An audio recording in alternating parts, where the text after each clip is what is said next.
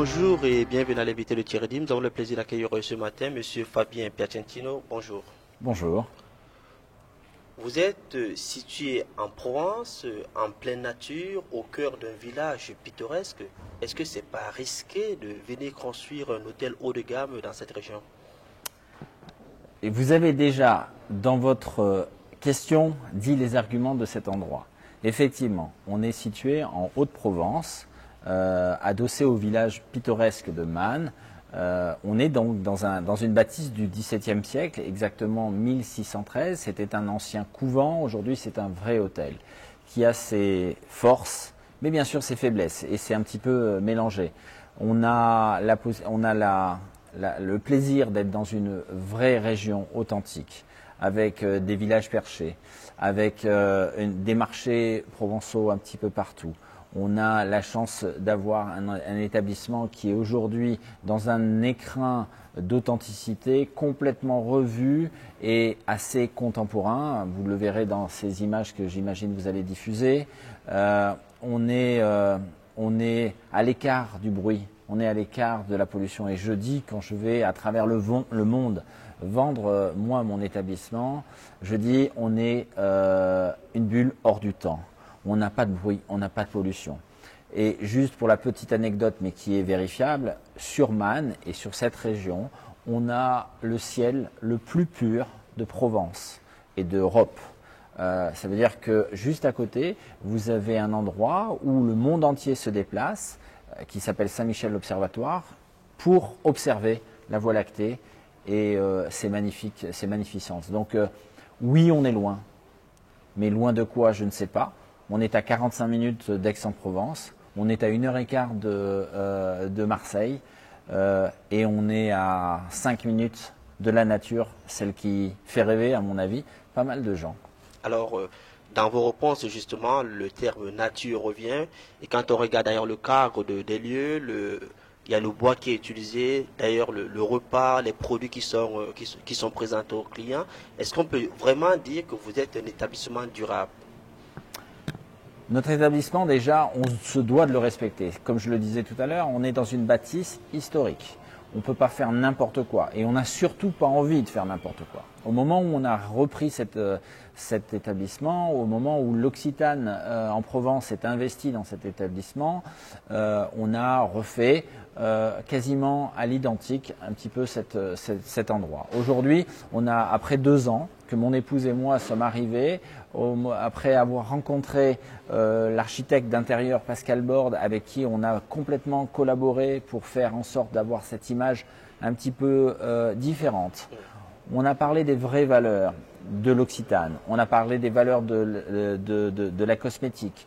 Vous verrez dans notre établissement que des couleurs très douces, pas criardes, mais féminines. On a essayé de respecter des rondeurs et non pas des angles pour toujours être dans le féminin. On a vraiment essayé à chaque fois qu'on a utilisé des choses, des meubles, et essayé de retrouver des formes de fleurs, florales. Donc oui, c'est un vrai concept. Après, au niveau de l'emblème, est-ce qu'on est durable ou pas? Oui, on fait des choses qui font qu'on est automatiquement durable. Et j'ai envie de vous dire, la région, elle est comme ça. On vit dans notre région. On n'a quasiment que des produits biologiques. On s'en vante pas parce que c'est comme ça tous les jours. On vit là-dedans. On fait un tri volontaire au niveau de nos poubelles, mais c'est comme ça, on le fait. Et comment faire autrement dans un site si exceptionnel? La rédaction du magazine était récemment à Singapour. Nous avons logé au Fuller d'un hôtel. Ou alors, lorsque vous partez par exemple à Genève, par exemple au président Wilson, nous sommes dans du 5 étoiles. Ici également, chez vous, nous sommes dans du 5 étoiles. Mais on voit que c'est un 5 étoiles qui est différent. Que recherche aujourd'hui votre clientèle à vous? La clientèle du couvent des Minimes, on a la chance d'avoir une clientèle assez internationale.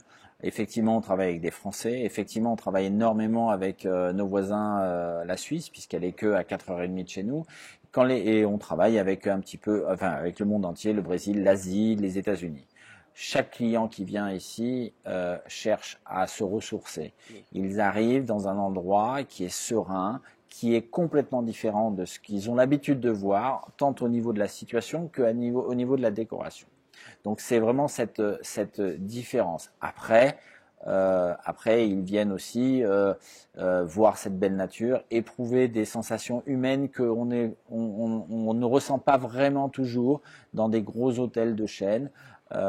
C'est justement la force de ce type d'établissement en relais château, c'est ce côté familial, c'est ce côté humain qu'on a absolument envie de développer avec l'ensemble de notre clientèle.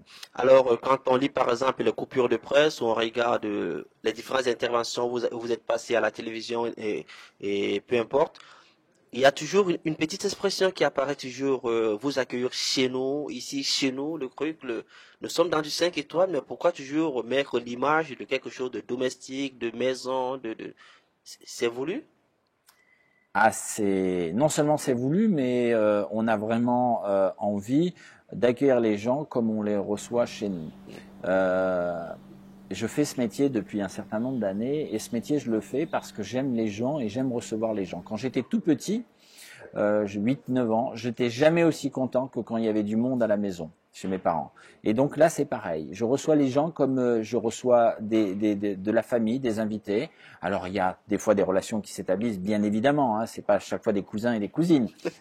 Mais effectivement, on veut cette simplicité, on veut cette proximité avec les gens, tout en gardant cette retenue que l'hôtellerie se doit d'avoir. Donc, chez nous, c'est chez vous aussi. C'est se sentir à la maison. Et je dis souvent, hein, la simplicité, c'est la plus belle des beautés. Donc on essaye de rester simple et beau, donc, et agréable. Alors, si on pouvait peut-être vous poser cette question à M. Piatentino, pour vous, c'est quoi la définition du luxe? Le luxe, c'est la simplicité. Pour moi, ça a toujours fait partie de mes maximes que j'ai dans la tête. C'est pas les dorures, c'est pas les complications, c'est les plus belles choses de cette terre, c'est les plus simples. La simplicité, c'est ce qui est devenu de plus en plus rare et donc de plus en plus beau, je crois. Merci, M. Piacentino, pour ces explications. Merci à vous de nous avoir rencontrés. Quant à vous, nous vous donnons rendez-vous très prochainement avec un nouvel invité. Au revoir.